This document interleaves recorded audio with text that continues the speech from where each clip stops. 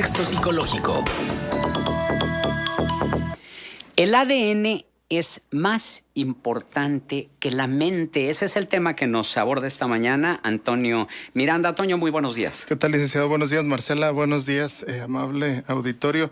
Sí, se ha venido últimamente, digamos, en los últimos 20 años, esta idea de que la mente, la actitud, el desarrollo humano y toda esta parte psicológica ha sido más importante que la genética o que la influencia social. Sí existen muchos estudios que hablan de que tendremos que contemplar las tres partes. El ser humano es biopsicosocial, la parte genética, la parte de la influencia de la familia y de la sociedad, y la parte psicológica, que es la individual o la parte mental. Este estudio habla y dice que en una universidad de Stanford fue la que hizo el estudio, que hicieron con varios participantes. Obviamente hay muchos estudios que se hacen de un lado y se hacen de otro. A mí lo que me pareció interesante de este estudio es que dice que el ADN no es tan importante para desarrollar ciertas conductas. Este estudio dice, es que ahora está de moda que nos hagamos estudios de ADN y que veamos que si tenemos cierta predisposición a ciertas enfermedades o cierta predisposición a metabolizar mejor los alimentos, a absorber mejor las horas de sueño, etcétera, etcétera, etcétera. Este estudio dice que no tiene que ver tanto el ADN y habla incluso de que es nula la influencia del ADN en ciertas conductas, que tiene que ver más con la actitud, tiene que ver más con lo que pensamos de nosotros mismos, que tiene que ver más con esta idea que tenemos de lo que nosotros podemos desarrollar. A mí me parece importante el estudio porque, decíamos, los últimos 20 años se ha puesto en boga todo esto de la mente, pero a veces se da la entrada también a charlatanería, ¿no? Tú puedes volar si quieres, tú puedes salir corriendo y de repente vas a subir una montaña. Cuando lo hacemos con bases científicas y con estudios, con estadísticas, le da un soporte más importante a esta creencia que tengamos en nosotros mismos. Y ya dejamos de lado la charlatanería y empezaríamos a hablar de que sí podemos llegar a lograr hacer lo que nosotros queramos, ¿no? Esta idea de sueña y se cumple, sal adelante, todos tus sueños se pueden hacer realidad. El secreto. Exacto, me parece que estos estudios ayudan mucho a tener una concepción, yo diría entre comillas, más seria del concepto de salud, de mente y de la actitud y la disciplina que podemos tener como seres humanos en base a la educación y a la mentalidad de cambiar nuestros propios destinos, porque luego pensamos que el destino como que es parte ya del ADN, ¿no? Yo estoy determinado ya a vivir tal cosa o ser de determinada forma. Yo creo que lo podemos cambiar y reitero esto, lo de los estudios, este estudio me parece muy esperanzador a todos los que trabajamos en el área mental, pues. Hay una frase muy común, cuna es destino. Sí. Y cuna se refiere tanto a la educación que recibes tú de bebé de tus padres, como también a los genes que te heredan. Sí. ¿Qué es lo determinante ahí? Yo creo que es una combinación. Sí. Una combinación, como decía al principio, somos seres biopsicosociales. También decir que el ADN no influye en nada, yo creo que sería un error. Pero influye lo genético. Obviamente se dijo durante mucho tiempo, incluso en el fútbol, ¿no? Que los europeos estaban más altos, que tenían una genética diferente. Sí, pero también los mexicanos podemos desarrollar habilidades técnicas muy importantes que el europeo pudiera no tener. Entonces, creo yo que lo biológico influye, sí influye, lo social también, pero yo sigo pensando que hay un poco más de probabilidades y de posibilidades de cambiar las cosas desde la concepción que tengamos de nosotros mismos, y en eso tendría que cambiar mucho la educación y lo vemos mucho en las situaciones, ahora conectándolos al país, ¿no? Tenemos mucho problema de educación. Si nosotros tuviéramos un problema de un cambio de educación, un cambio de mentalidad, un cambio de disciplina, de responsabilidad, yo creo que tendríamos un país diferente, pero pues para cambiar esto sí implica que uno se comprometa. Y como decimos en la terapia, la gran noticia o la buena noticia en la terapia es que es responsabilidad de uno cambiar. Y la mala noticia es que es responsabilidad de uno cambiar, ¿no? O sea, claro, que depende de uno. Y estamos en una sociedad más acostumbrada a que le resuelvan, a que venga el Mesías, a que alguien le solucione las cosas, a que nosotros nos comprometamos con nuestro propio desarrollo.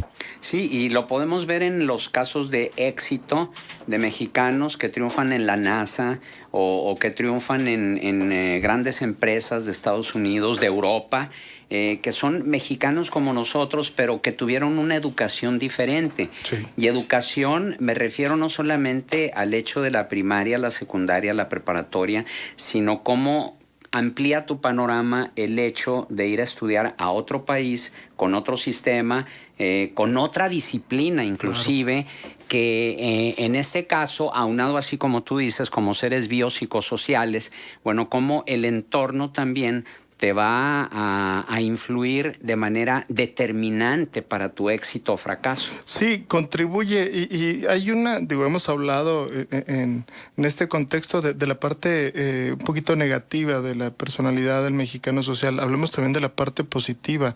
Siempre he batallado con la palabra, Marcela siempre me da resiliencia, batallo mucho con esto, pero bueno, tenemos una gran capacidad los mexicanos. Si le metemos esa capacidad con un poco de educación, y lo que no tenemos es disciplina, pero si le metemos un poco más de disciplina y responsabilidad, haríamos un fenómeno de seres humanos, porque somos sumamente resistentes.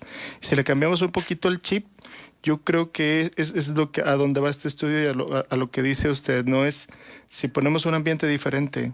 Y si tenemos una mentalidad diferente, podemos generar cambios importantes, ¿no? Que así han venido muchos de los logros de los mexicanos, desafortunadamente de manera aislada e individual y no de manera grupal. Japón era una sociedad cerrada antes de la Primera Guerra Mundial, muy, muy cerrada y hasta cierto punto subdesarrollada en el sentido como se entiende en Occidente el desarrollo. Sí. Ellos tenían otro concepto del desarrollo muy diferente, un concepto oriental, ¿sí? Pierden la Primera Guerra Mundial, pierden la Segunda Guerra Mundial y a la vuelta de los años se convierten en una potencia mundial, Japón. Yo leí por ahí, cuando estaba por ahí en secundario, preparatoria, no recuerdo, alguien que decía, es que nos hace falta entrar a una guerra y perderla para tocar fondo y empezar a levantarnos y ser un país de primer mundo. ¿Qué opinas? Híjole, se me hace complicado. Está muy interesante, pero creo que los mexicanos estamos acostumbrados a perder. O sea, y no hemos aprendido de la derrota. Yo creo que necesitamos ya ganar. Ese es un cambio importante. Hay un chico, bueno, no sé, 40 años, que es conferencista, está muy de moda, es Kenji, es el apellido de él. Él es de sus papás son colombianos y japonés y colombiano. Entonces, él habla muy padre de que hay que combinar las dos partes. Obviamente, Japón tiene los índices más altos de suicidio en niños. Cuando habla de mucha disciplina, mucha responsabilidad, mucha estructura, que ha generado grandes cambios a nivel grupal, pero a nivel individual también el latino, la calidez, la cercanía, la capacidad de sobreponerse a lo contrario. Si combinamos esas dos cosas, yo creo que serían, o esas dos formas de ser, creo que tendríamos una gran capacidad para poder crecer y ser exitosos, no nada más en el ámbito económico, sino en el ámbito humano, en el ámbito de las relaciones y ser productivos emocionalmente. No por algo los colombianos en este momento tienen un crecimiento en varias partes del mundo, fuera de su país, un crecimiento empresarial bien interesante. Pues muy interesante. Como siempre, Toño, ¿algún punto de contacto? Sí, como no, el teléfono es 204-7113. Gracias, Toño Miranda. Al contrario. ¿No le preguntaste? Sí. Bueno, le comenté, se lo dije en el corte, sí. Pero bueno, para atender a la petición de nuestro radioescucha, porque aquí respetamos absolutamente todas las maneras de pensar, pero un radioescucha precisamente decía, pregúntenle a Toño Miranda qué tanto les afectó psicológicamente a la licenciada Pámanes y al licenciado Ceballos el triunfo de Andrés Manuel López Obrador. Bueno, yo lo que puedo notar es que absolutamente nada, ¿no? Siguen siendo imparciales. Lo que pasa es que es el problema de la polarización, ¿no? Estamos de un lado o lo amamos o lo odiamos. ¿Nos puedes dar un descuento de terapia? radio por volumen. Por volumen. Oye, No, y lo que bueno, has de ver es que hubo... atendiendo a lo que dice el radioescucha, ¿verdad? Sí, y hubo comentarios posteriores Sí, como este. a lo que dijo. Sí, mira, lo que dice Rodrigo de la Torre, el comentario del radioescucha de que le preguntaran a Toño Miranda qué tanto le afectó a Marcela y a Alix Ceballos el triunfo de AMLO me parece fuera de lugar. Más bien deberíamos preguntar cuánto nos va a afectar a todos los mexicanos la improvisación, la ineficiencia, la impreparación y las ocurrencias del nuevo gobierno. Dios nos agarre confesados porque a escasos 2 meses y medio ya tenemos una larga fila de cruces que estamos cargando. Me pregunto cómo vamos a estar dentro de 6 años, si es que llegamos, es lo que dice Rodrigo de la Torre, mientras que Delia Valdés dice... La pregunta del radioescucha está mal planteada. No es qué tanto va a afectar, sino qué tanto va a beneficiar no solo a la licenciada Pámanes y al licenciado Ceballos, el gobierno de AMLO, que va a ser benéfico para todos los mexicanos. Ahí están dos opiniones, completamente contrarias, pero bueno, pues es la manera de pensar de nosotros. Y esto otro que nos dicen, no quiero ser peleonero, pero aprovechando al psicólogo, también pregúntenle, ¿cuándo van a dejar de ser agresivos y groseros los seguidores del presidente? Bonita mañana. Híjole, es que digo, creo que tenemos que ser muy cautos porque finalmente lo que se promueve es la polarización. Tú estás bien, tú estás mal. Yo estoy bien, tú estás mal. O sea, es esta análisis transaccional totalmente a la inversa porque el análisis transaccional busca yo estoy bien, tú estás bien, todos estamos bien. Y si en este sentido tú estás mal y yo estoy bien, pues ya hay pues un enfrentamiento muy profundo y muy intenso. Creo que cada quien tendremos que preocuparnos por nosotros mismos y cada quien tendremos que ir viendo cómo construimos desde nuestra posición personal un mejor país. Esa es la gran tarea.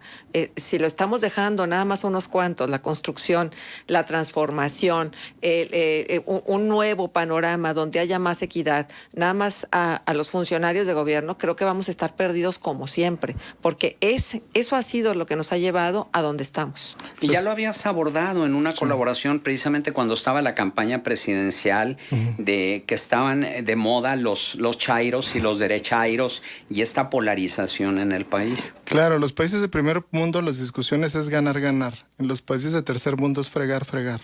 Entonces creo que nosotros sí tendríamos que tener una educación y hacernos responsables. Tenemos que tener el punto medio, ni todo está bien ni todo está mal.